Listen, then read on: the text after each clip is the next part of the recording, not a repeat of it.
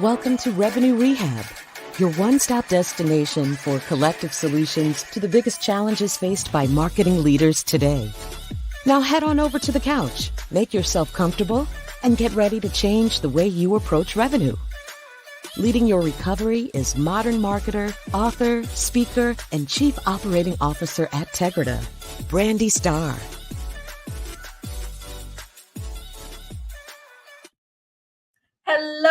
Hello, and welcome to another episode of Revenue Rehab. I am your host, Brandi Starr, and we have another amazing episode for you today. I am joined by Holly Chen. Holly is the managing partner of Exponential X, a marketing and growth advisory collective for high-growth SaaS startups, advising companies like Miro, Loom, ServiceNow, AppsFlyer in their growth journeys. Previously, Holly was the global head of digital marketing at Slack, helping it grow from 100 million to 700 million ARR and going public. Holly lives in San Francisco and speaks Italian and Chinese fluently. Holly, welcome to Revenue Rehab. Your session begins now. So excited to join you, Brandi. This is fun. I am excited to have you. I always love when guest bios throw in a little personal aspect in there. So very curious, how did you learn to speak Italian? Did you live in Italy previously? I did study in Italy. That was my undergrad major. I actually studied Italian in Beijing. So there were 24 of us every year. It's basically almost like a prep school for the Ministry of Foreign Affairs. So like pretty much like it's a really small circle. Everyone who studied Italian know each other.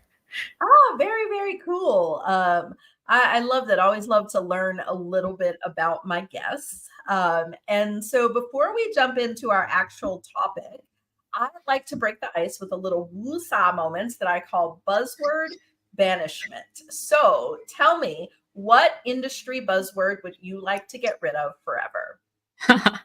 That's such a great question, and I love the controversial beginning of it. I think growth hacking is something that unfortunately has lost its sort of original meaning. I think originally it was had a lot of spirit on trying things out, fail fast, and don't be afraid of failures.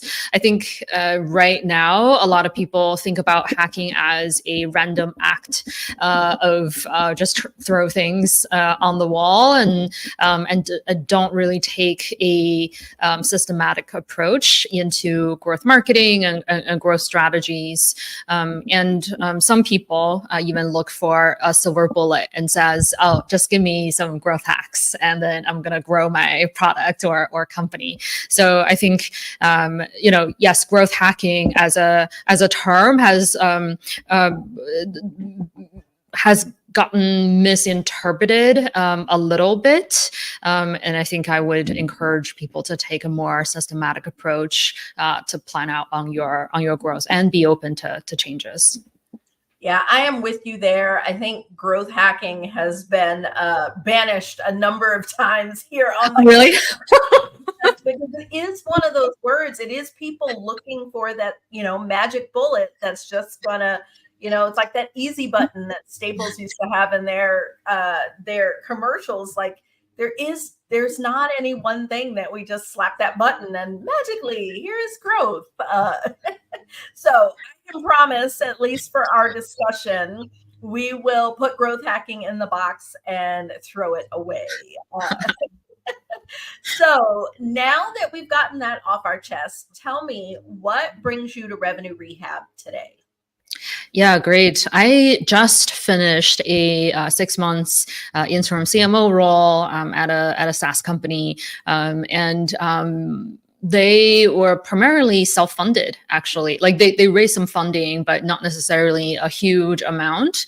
They have been growing very consciously and sustainably. So we had to use a lot of tactics to use limited resources on planning for marketing strategies and channels and approaches. So I can, share some of the thoughts on how to drive more impact with limited resources, and probably also, like how to make the best use of your interim executives and what to look for. What are some of the pitfalls?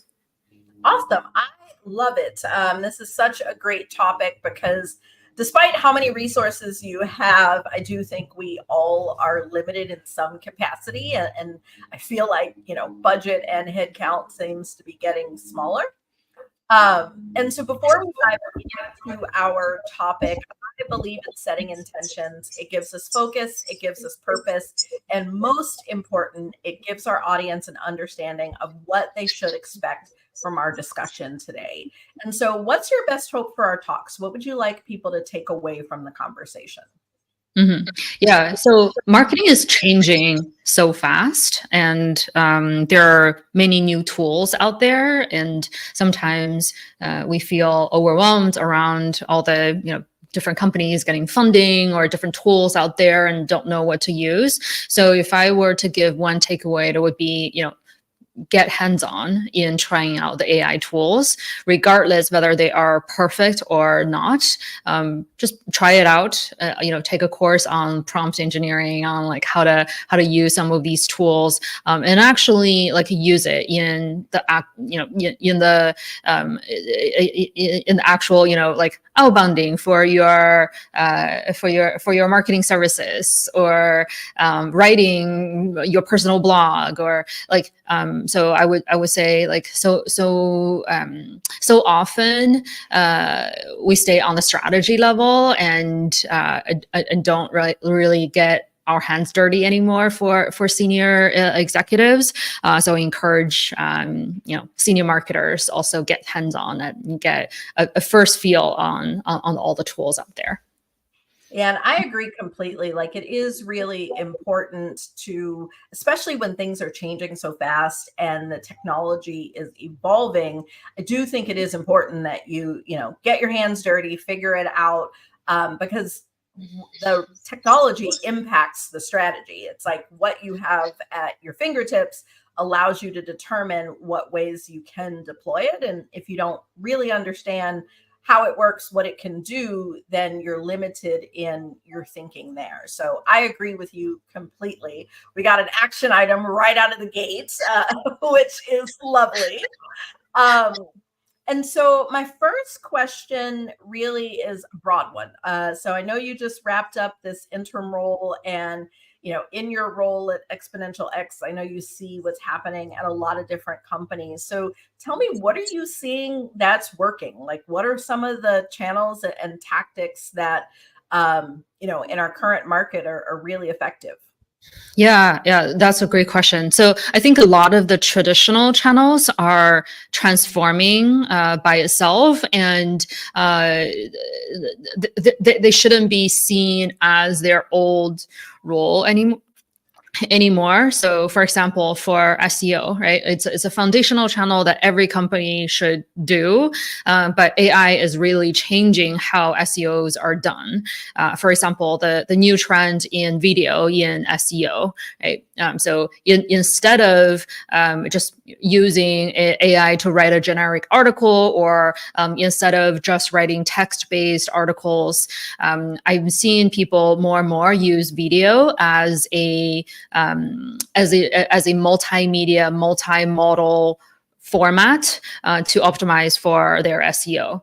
So on your page, you would have multiple formats, including your text, including images, infographics, including videos, and actually using the transcript and summarize the transcript, and as part of the takeaway, and of course adding your original thoughts in the article, so that the SEO article is now like being optimized with multiple sources.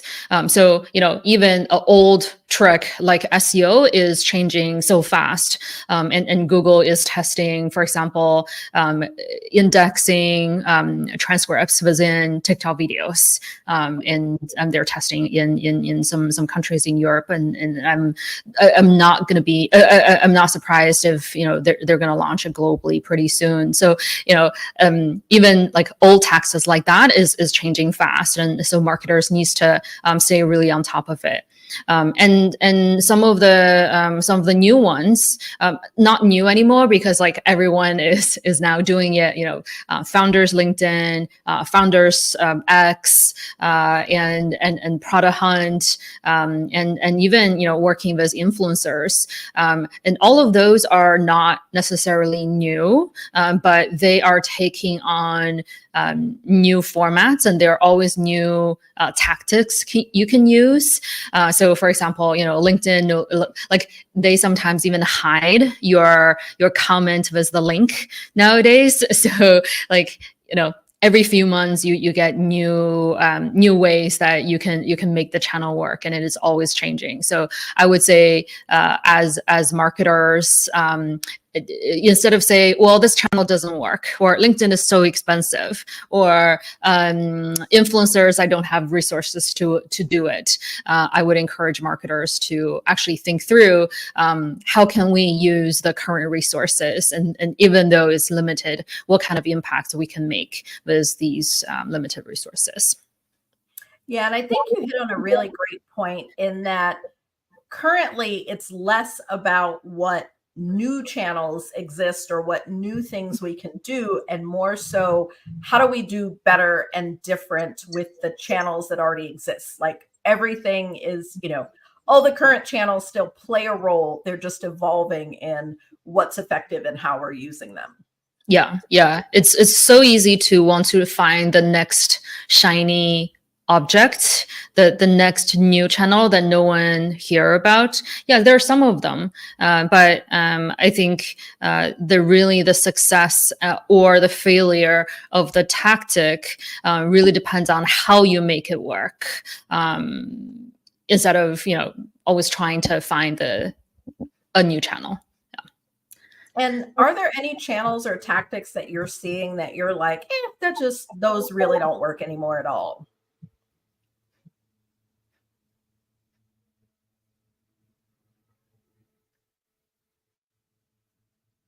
I have tested content syndication at various occasions.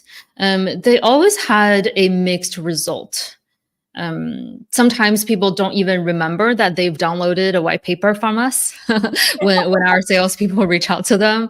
Other times they just bluntly said, "Oh, like I didn't do it. Like why are you calling me?" So I don't know. Like the content syndication on the on the CIO.com or CFO.com of the world, I always wondered how that's working for other marketers. I'm curious, actually, like, have you tested those? Yeah, I would say that content syndication is less effective than it used to be. However, now I think it really has a lot to do with the vendors, because at one point there were fewer syndication vendors, and the lists and the way that they were targeting and pushing things to people, what they were collecting as an actual response, I think was a little more structured and strategic. And now there are so many mass vendors that it is like, they are pushing tons and tons of content. What they're counting as engagement and passing over to you is a bit more passive than active. And so I would agree that it is less effective. I have seen, we have a client in manufacturing that still leans heavy on content syndication, and it's been effective for them. Like some of the vendors they work with, the contacts that, now they don't come in ready to talk to sales. And I think that's the big nuance. Those that are engaging with content syndication, generally it's an indicator of an interest in a particular topic. And so there's still more conversation to be had before you have someone just reach out to call them. Yeah, that's a really good point. It's, I think the setting expectation that this is not a channel that's going to convert right away, but it's more about like nurturing them, building trust with the content, and actually, hit them, hit people up with multiple pieces of content and maybe lead them down a journey of nurture before just throwing them to the sales team is probably the way to make it even more effective. Yeah, because I very much see it as a part of a contact acquisition strategy. Like, this is a way that you are building your audience, and you're doing so in a targeted way by tapping into the audience of the syndication vendor. And so, so anytime I'm leveraging content syndication, even though they call it cost per lead, like, I really wish they'd change that L and just say cost per contact, because you're not actually getting leads. Like, you are essentially leveraging syndication to build your audience. And then you've got to, create that awareness of why they should care about what, the problem you solve, et cetera, before it's not like a webinar, whereas someone attends, a webinar, they give you 30 minutes to an hour of their time. Like, yeah, they might be ready to have a more in-depth conversation. Like, they're not on the same playing field. Yep. That's a really good one.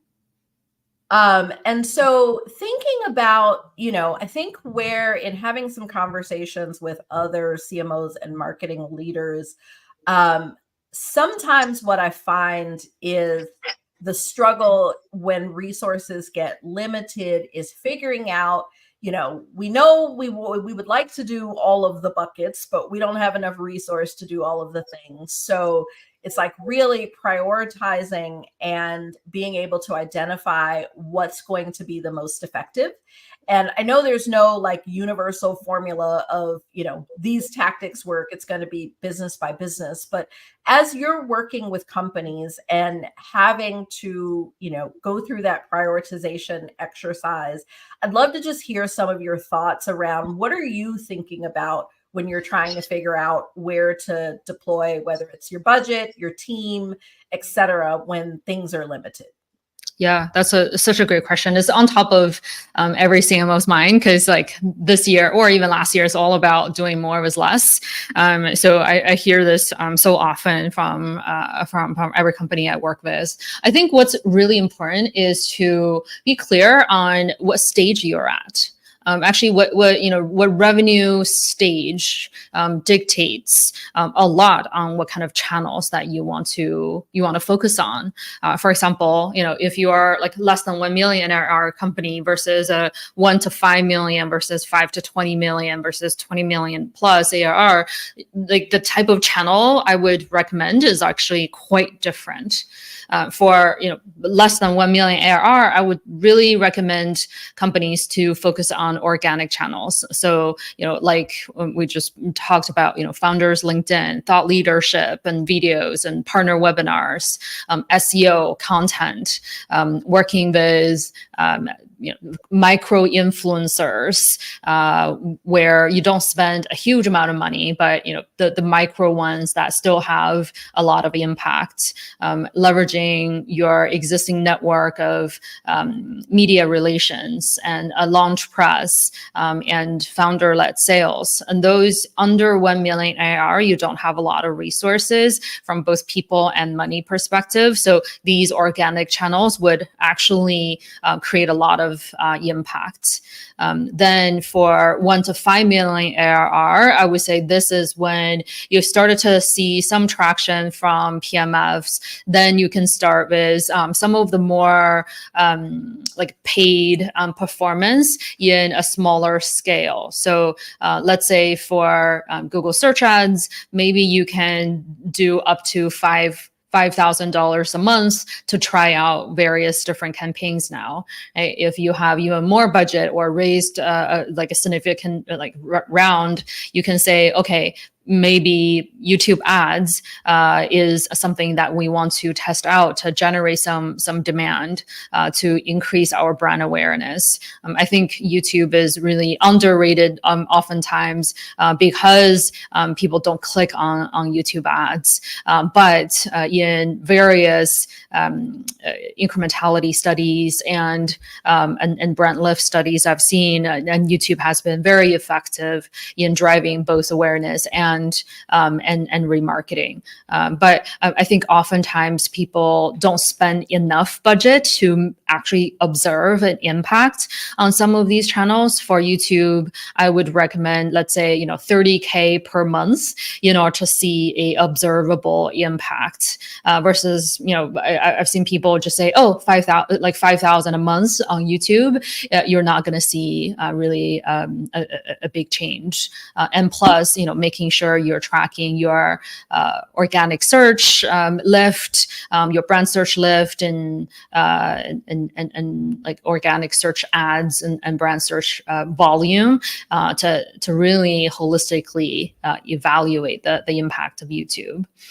So I talked about SEM, I talked about YouTube ads, but also for 1 to 5 million ARR, you can start to do more scaled LinkedIn. Right? You can ask your team to cross post on LinkedIn. You can use email to reach out to folks. You can even host online events now to get more of your prospects into learning more about you.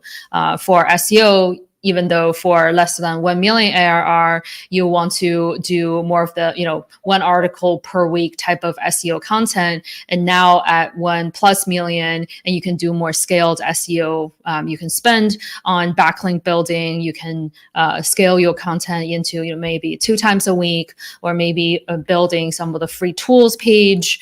So like a lot of the tactics you can build on top of each other to now create a more impact. Now, at this stage, I would also say referrals has proven to be really, really effective with a lot of my clients. So referrals, not only the traditional sort of affiliate networks, but also look into some of the partner networks, right? I know like Crossbeam and Reveal just merged. So they have been very effective in driving referral relationships for some of my customers. And then, once you hit 5 million and 20 million, this is when, especially for PLG companies, you can start to do product-led sales. For some of the sales-led companies, you can start to invest more in LinkedIn ads, in creating podcasts, right? Like creating thought leadership and podcast, and maybe trying content syndication now, or and do some of the role specific channels where you can have targeted campaigns to particular personas. So in summary, I would think, less than 1 million ARR, focus on organic. 1 to 5 million ARR, start testing some of the performance marketing, and then above 5 million ARR and up to 20 million ARR. And then you can start to use some of the more like sales driven and scalable channels, offline channels. I like leveraging that or leaning into the revenue levels as a way of identifying those priorities, because I know, especially when talking to smaller companies, especially if the leader, has historically worked in larger companies, sometimes it's really easy to think about the big things that that work that you totally don't have the resources for. So really aligning, and I think what that also does is a lot of that organic stuff lays the foundation for some of those bigger things. And so it becomes almost like layers that you're going through of, we're going to keep putting these things on top of other things. Yep. In your last answer, you hit a little bit on something else that has been a hot topic recently, which is the whole debate of brand versus demand. And there's, most marketing leaders really get the importance of investing in brand, and that it really is a long-term play, and it is, needed in order to support everything. but there is also a balance of, when the numbers aren't doing what we want them to do, there is a little bit of that panic and a push to focus on more short-term things that, can impact the current quarter or next quarter.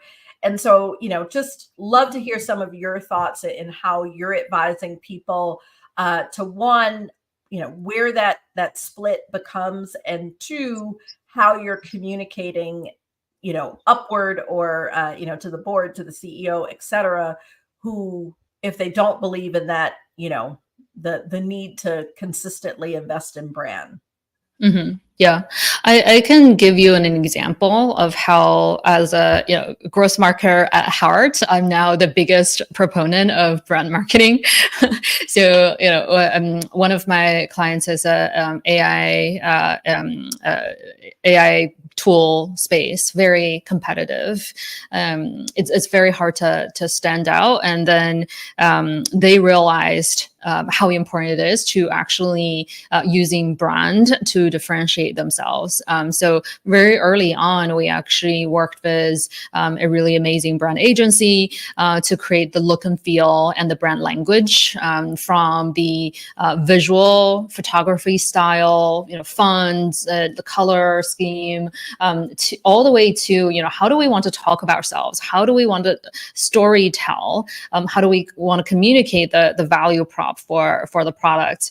So with that work, it wasn't like a huge effort, as I think traditionally companies do rebrands for like an entire year. But for smaller companies, we were able to do it really scrappily with some great partners. In like a month and a half, was able to redo the website and redo a lot of the messaging. So when we looked into the performance charts, basically the visit to sign up rate had a 25% change pretty immediately after the time we launched the new website. And also the traffic itself have grown really like 10x and 20x since that point, because more word of mouth coming in. And actually, even for the influencer strategy that we implemented, more influencers started to respond to us, because now they see this like very nice and professional brand, and they thought we were actually a lot bigger company than we actually are, and more people responded to us, and that's like a really nice flywheel that we created. And then we look more professional, more people want to work with us, and then they create more influencer videos and word of mouth and start to spin. So that's like a very concrete example of just doing the exercise of creating a brand language has visually impacted bottom line and demand. And the second thing I want to say is this conversation of a brand, we can't measure brand. I think it's only half true. There are ways that you can measure brand impact. So from the more traditional survey to all the way to how do we set up geo control holdouts to understand brand campaign impact? How do we actually use some of the more geofencing or tactics, or time stamp differences, as you air something, let's say on TV, and then the 5 minutes afterwards, and what's the impact of it, especially with a lot of the connected TV and digital channels. Even out of home now has a lot of digital out of home now. So the way you can measure brand is a lot more available than 5-10 years ago. So I would actually encourage do not give up on brand measurement just yet, and there's so many ways that you can do brand measurement, from survey, from holdout analysis, incrementality analysis, all the way to like observing your brand search volumes and tie that back to your baseline. Yeah, and I think that's a great point. Like the way that technology has been implemented and the different tactics that we are using, it is a lot easier to measure. And I don't know that we'll ever 100% get there, but I do feel like, we're headed in the right direction to the point that you can prove value even with just the data that is currently available. Yeah. I would even say, like, for different stages, a company brand plays a different role as well. When you look at some of the more mature companies, they've used all the demand tactics. Like a very obvious example is like Airbnb, right? Like they always do brand. They now actually switched a lot of their budget from performance marketing to brand, because they know, well, by now, a lot of, like, most people have heard of Airbnb, but in order for these people to come back to purchase repeatedly, brand plays a bigger role than performance marketing. Yeah, and I think that's a great point. And so I want to shift gears. My last question, one of the reasons that I started Revenue Rehab is to have conversations like this, because marketing, leading marketing is a tough gig, and there's so many things that are changing and evolving. And I know a lot of times the marketing leaders can almost feel a bit alone in what they are struggling with. And just as someone who, I know that you're advising lots of different companies, I would just love to hear, your advice for any of the marketing leaders out there that, feel like they're struggling to, really hit the mark and hit their goals. What are your thoughts and advice you'd give to them?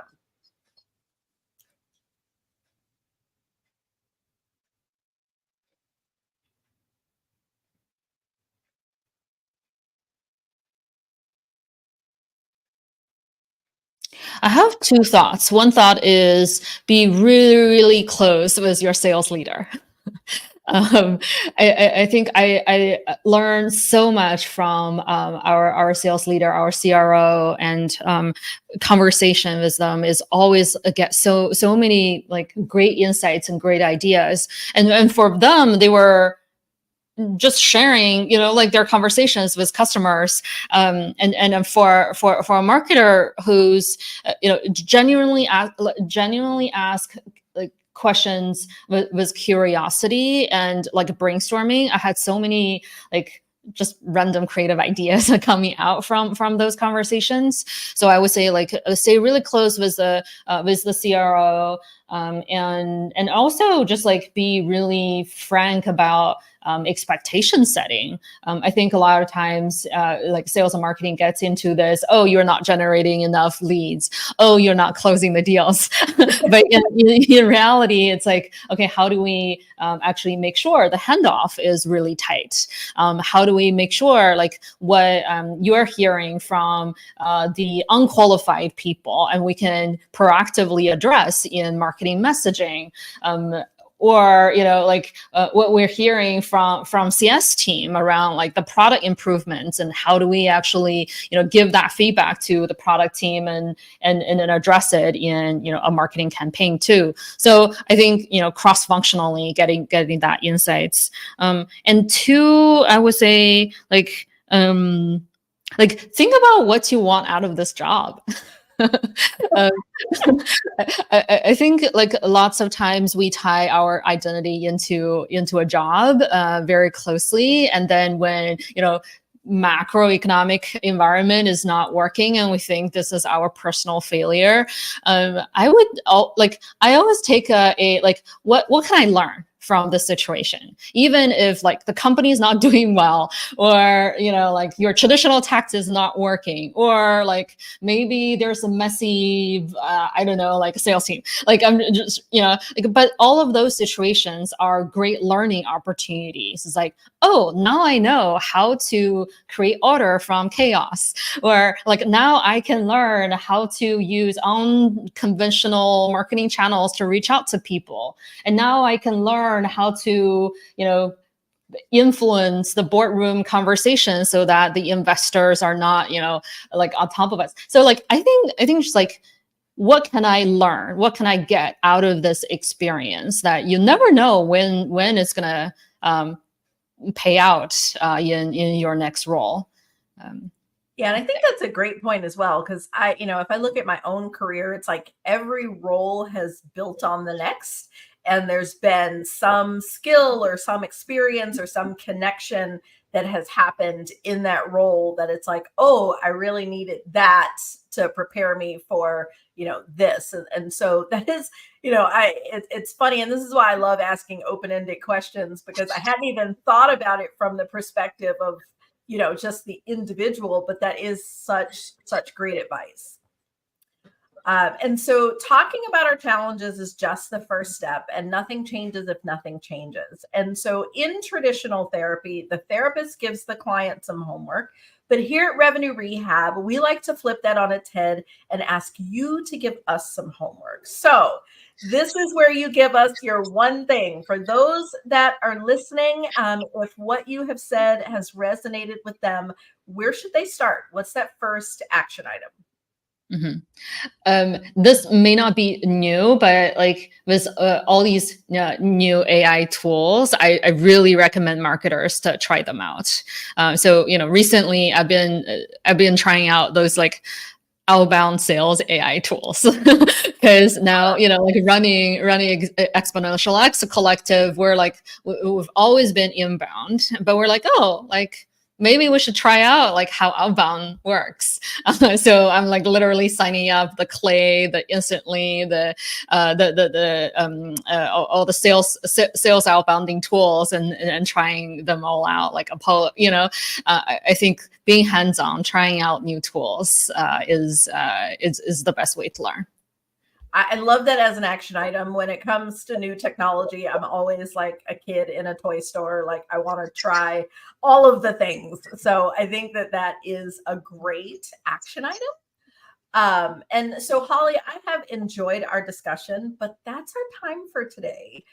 But before we go, tell our audience, how can they connect with you? And also give us the shameless plug for Exponential X. What do you all do? Thank you. So Exponential X is a marketing and growth advisor collective. So all of us are previous CMOs and VP of marketings at B2B companies. So we help companies with growth and marketing challenges with various different formats. Some of them are more project-based, helping you to figure out your product marketing messaging. Some of them are more advisory-based, where we are your coach along the way and help you to have a second opinion or brainstorm. So great people in the collective from various companies, Airtable, Grammarly, and Loom, and we're all just love solving problems. So check out Exponential X if we can be helpful.